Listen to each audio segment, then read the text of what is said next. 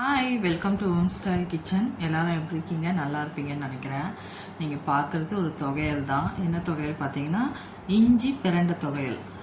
எப்படி பண்ணுறதுன்னு பார்ப்போம். சூப்பராக இருக்குங்க சாப்பிட்றதுக்கு. அப்படியே ஃப்ளேவர்ஃபுல்லாக செம்ம டேஸ்ட்டாக இருக்கும். ஒரு சின்ன துண்டு இஞ்சி எடுத்துக்கோங்க. ஒரு சைஸ்னால் ஒரு 25 கிராம் சைஸ் இருக்கும்னு நினைக்கிறேன் நான் எடுத்துக்கிட்டது. அது நல்லா தோல் சீவிட்டு இந்த மாதிரி ஸ்லைஸ் பண்ணிக்கோங்க. பண்ணிவிட்டு ஆயில் போட்டு அதில் நல்லா வதக்குங்க. கொஞ்சம் இஞ்சி நல்லா வதங்கட்டும். அது வரலும் கொஞ்சம் நல்லா வதக்கிக்கிட்டே இருக்கணும் கொஞ்சம் நேரம். வதங்கினதுக்கப்புறமா நம்ம இந்த பிரண்டையை கொஞ்சம் முத்தின பிரண்டையாக இருந்ததுன்னா அந்த தோலெல்லாம் சைடில் எடுத்துருங்க. இது என்கிட்ட இருக்கிறது ரொம்ப பிஞ்சு பிரண்டை.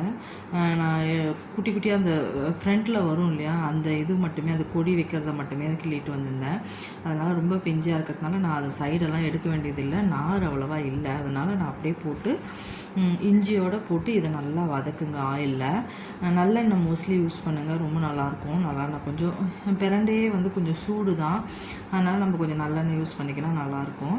இந்த மாதிரி நல்லா வதக்கணும். இஞ்சியோட ஃப்ளேவரும் பிரண்டையும் ரெண்டும் சேர்ந்து நல்லா வதங்கணும். பிரண்டை கலர் சேஞ்ச் ஆகிறவரை நம்ம கொஞ்சம் வதக்கிக்கிட்டே இருப்போம்.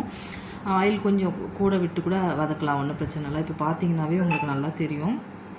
கொஞ்சம் நல்லா கலர் சேஞ்ச் ஆகிடுச்சு பாருங்கள். ஒரு மாதிரி ப்ரௌனிஷாக வந்துடும். அந்த டைமில் நம்ம பிரண்டையை எடுத்துடலாம் தனியாக.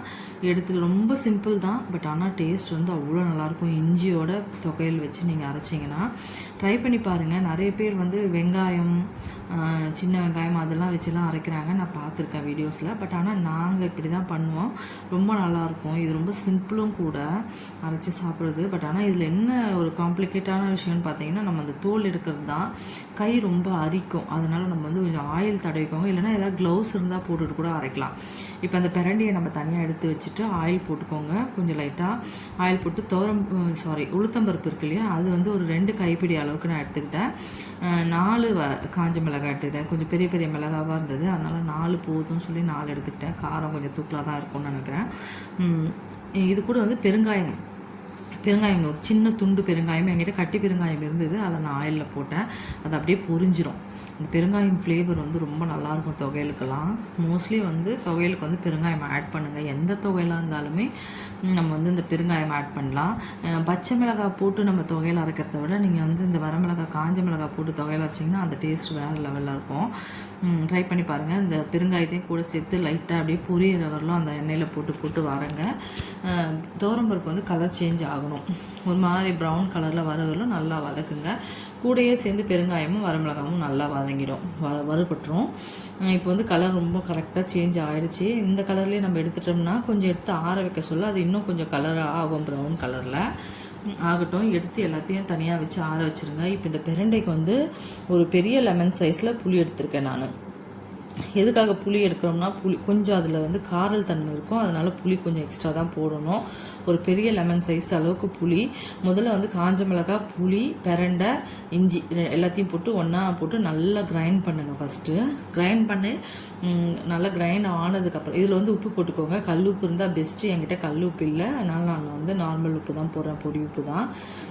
போட்டுட்டு நல்லா மிக்சியில் வச்சு நல்லா ஓட்டுங்க. கொஞ்சம் நல்லா அரைப்படணும்.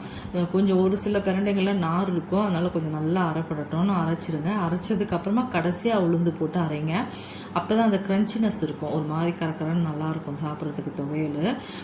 ரொம்ப ஓட்டாமல் உளுந்து போட்டுட்டு ரொம்ப ஓட்ட தேவையில்ல. லைட்டாக அப்படி க்ரஷ் பண்ணி ஓட்டி ஆஃப் பண்ணி எடுத்திங்கனாவே போதும். அவ்வளோதான், நல்லா அரைப்பட்டுடுச்சு பாருங்கள். சூப்பராக இருந்தது சாப்பிட்றதுக்கு. உப்பு, புளிப்பு, காரமோட எனக்கே வாயில் தண்ணி வருதுன்னு வச்சுக்கோங்களேன். இப்போ இந்த மிக்சிலேருந்து நம்ம எடுத்துகிட்டு இப்போ ஒரு கடாய் வச்சுட்டு நல்லா நல்லெண்ணெய் ஊற்றிக்கோங்க. நல்லெண்ணெய் ஊற்றிட்டு கடுகு, உளுத்தம்பருப்பு போட்டு தாளிப்பு போட்டு ஒரு வரமிளகாய் கூட போட்டுக்கலாம் வேணும்னா தாளிப்பில். அது கொஞ்சம் நம்ம வேணுன்னா தான் போட்டுக்கலாம், அவசியம் கிடையாது. போட்டு அந்த பிரண்டையில் ஊற்றி நல்லா மிக்ஸ் பண்ணி எடுத்து அந்த சூட்டில் அந்த கடாயில் போட்டு கூட பிரட்டி வச்சுக்கலாம். அந்த மாதிரியும் பண்ணலாம், இல்லை ஊற்றியும் வச்சு பிரட்டிக்கலாம். பிரட்டி எடுத்து வச்சிங்கன்னா சூப்பராக இருக்கும். எத்தனை நாள் ஆனாலும் மேக்ஸிமம் எவ்வளோ நாள் ஆனாலும் ஃப்ரிட்ஜில் ஸ்டோர் பண்ணி வச்சுக்கலாம். ரொம்ப நல்லாயிருக்கும். ட்ரை பண்ணி பாருங்கள். ரொம்ப டேஸ்டியாகவும் இருக்கும். எல்லாத்துக்குமே தொட்டு சாப்பிட்லாம். சும்மாவே சாதத்தில் போட்டு நெய் ஊற்றி கூட பிசைஞ்சு சாப்பிட்லாம், நல்லெண்ணெய் ஊற்றியும் சாப்பிட்லாம். ட்ரை பண்ணி பாருங்கள். பிடிச்சிருந்தால் லைக் பண்ணுங்கள், ஷேர் பண்ணுங்கள், சப்ஸ்கிரைப் பண்ணுங்கள். இஞ்சி பிரண்டை தொகைகள் பார்த்தாவே எப்படி இருக்குது பாருங்கள். சாப்பிட அவ்வளோ நல்லா இருந்தது.